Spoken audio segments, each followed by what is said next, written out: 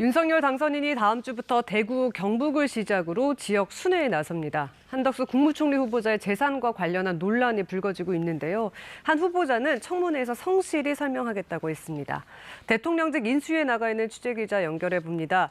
김성수 기자, 윤석열 당선인은 다음 주부터 지역 순회에 돌입하네요. 네, 윤석열 당선인이 다음 주부터 대구 경북 지역을 시작으로 지역 순회에 나섭니다. 배현진 당선인 대변인은 민생과 지역 균형 발전을 이유로 설명했습니다. 전국 순회를 통해서 지역 균형을 이뤄갈 방안을 듣고 국정과제의 강력한 아젠다로 제안해 실천해 나가겠다고도 했습니다.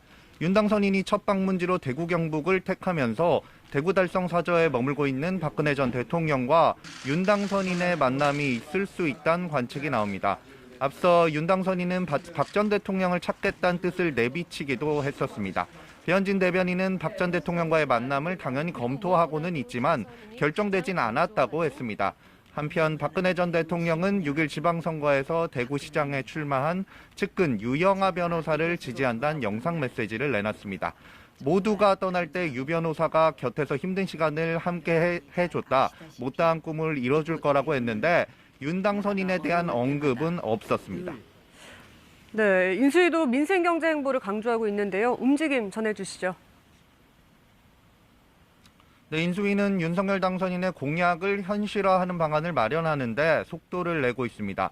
안철수 인수위원장은 오늘 오후 현대 기아차 기술연구소를 찾아서 미래 모빌리티 산업 관련 업계의 의견을 듣습니다.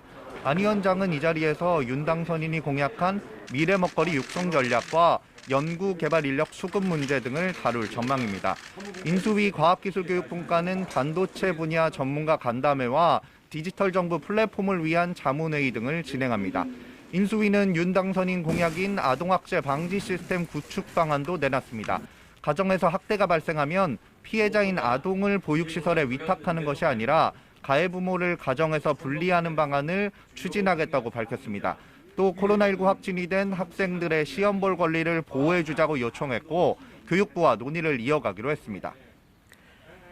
한덕수 국무총리 후보자의 재산에 대한 논란이 이어지고 있는데요. 한 후보자가 입장을 밝혔죠.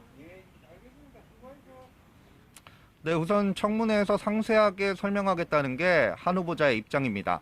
한 후보자는 오늘 인사청문회 준비단 사무실 출근길에서 기자들과 만나서 이같이 말했습니다.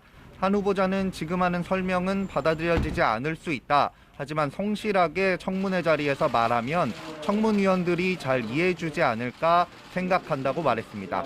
지난해 수십억 원대 정기예금이 입금됐다는 지적에 대해선 은행 간 금리차 때문에 이동은 있었을 수 있지만 전체적으로 보면 문제가 없다는 취지로 말했습니다. 민주당에서는 한 후보자에 대한 본격적인 검증을 벼르고 있습니다. 민주당 윤호중 비대위원장은 임대왕 총리 후보자를 검증해야 하는 게 참담하다고 했고 민영배 인사청문 TF단장은 국민 눈높이에서 상식적으로 받아들이기 어렵다며 낙마를 거론했습니다. 지금까지 삼청동 인수위에서 KBS 뉴스 김성수입니다.